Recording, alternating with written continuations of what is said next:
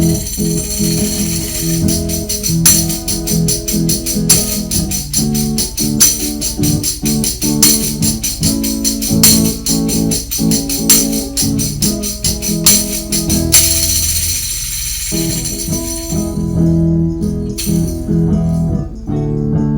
I first moved to New York City, I was equal parts terrified and arrogantly brave.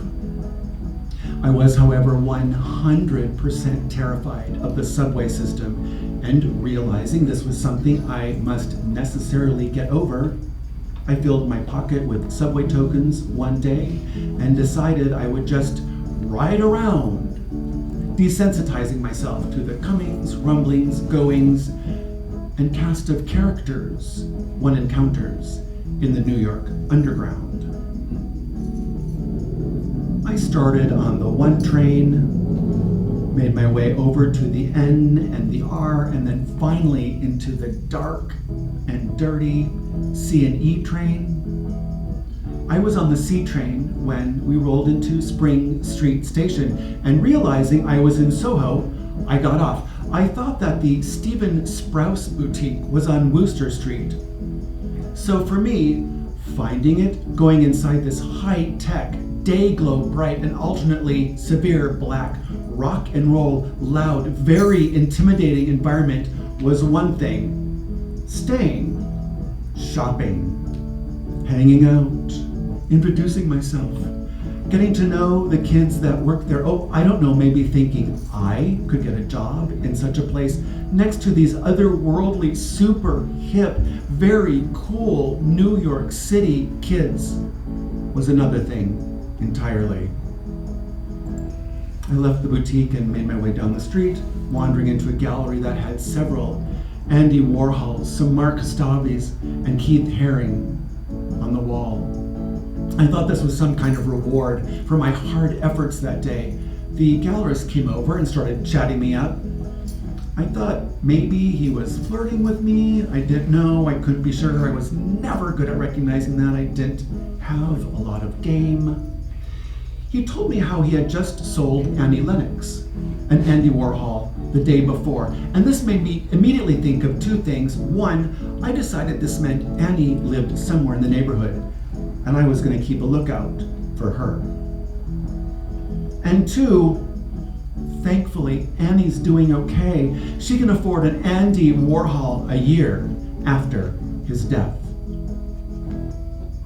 I would return to this gallery many times, happy and feeling confident that I could talk with this guy about art. One day he invited me to join him and some friends at the Whitney after work. I was about to decline because I wasn't sure I could actually afford the cost of admission when he told me that the Whitney on Thursdays after 5 was free, and they were doing a retrospective on Robert Mapplethorpe. So later that evening I met him and his friends out front, so excited to be in the mix of these super cool art world kids who took advantage of free art. Seeing this show, what would eventually become The Perfect Moment, and touring the United States in various museums, being attacked and besieged by the right-wing Christian carnival and their little clown car full of people, for being obscene and pornographic, would leave a permanent mark on me.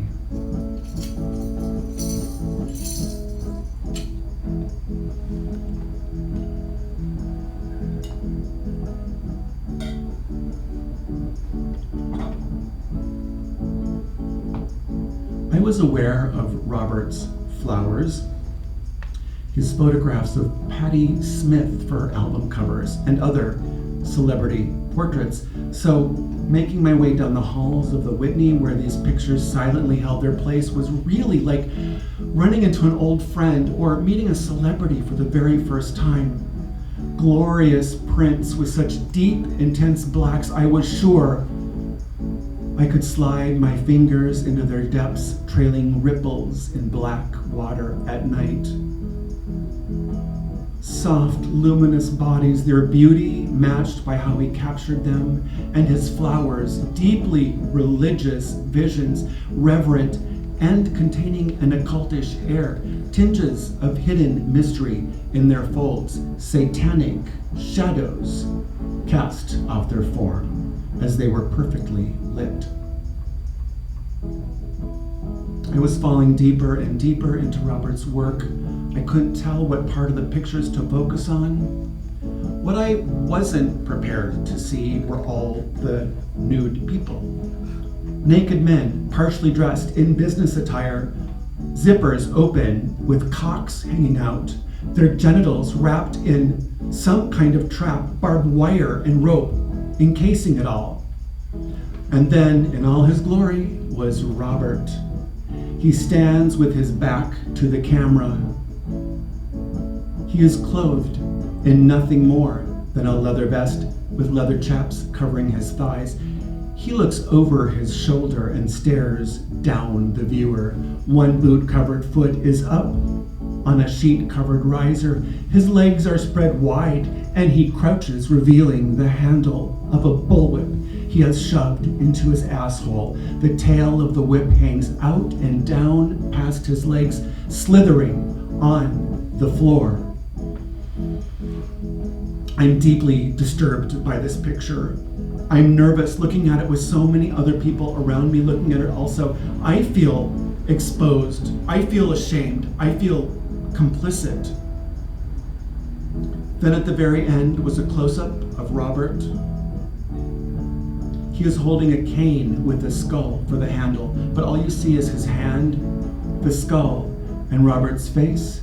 He stares through the lens of the camera, past the viewer, into that infinite, endless space that only the artist can see. Looking into the eyes of this brilliant artist, and I'm moved far outside my comfort zone. It's like a drone or a buzz, something I can't identify, and I can no longer ride my bike into the garage and run down to my bedroom in the basement and hide. This thing is confronting me. It's exposing itself to me. It's pushing itself up inside of me. It's forcing me open. It's making me become more aware and look at more and expect more and question more. I leave the Whitney in a complete daze.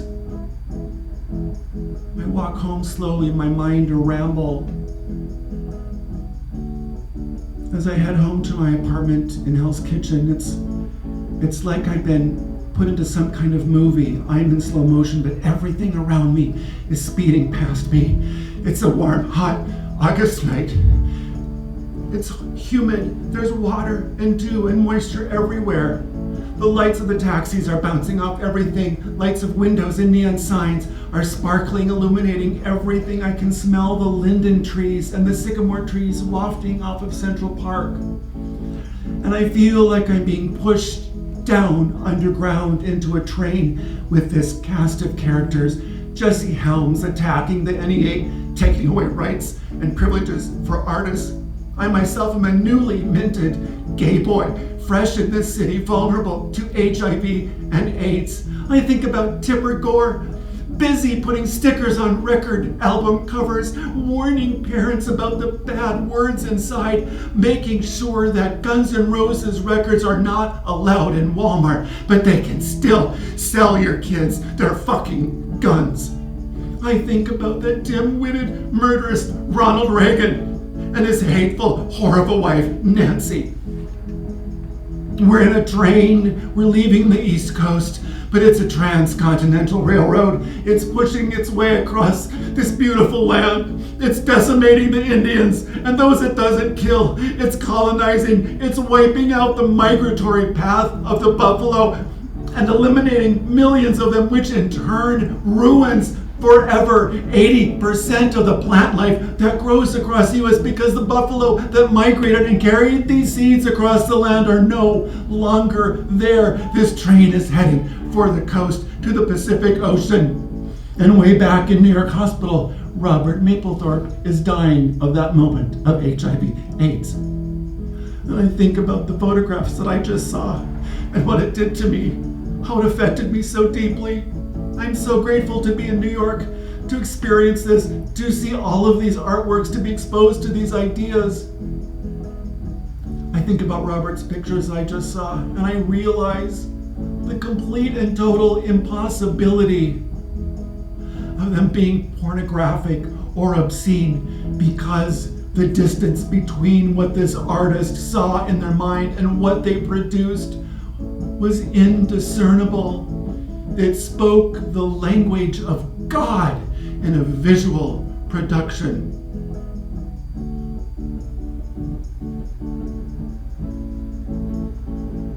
Red Rover,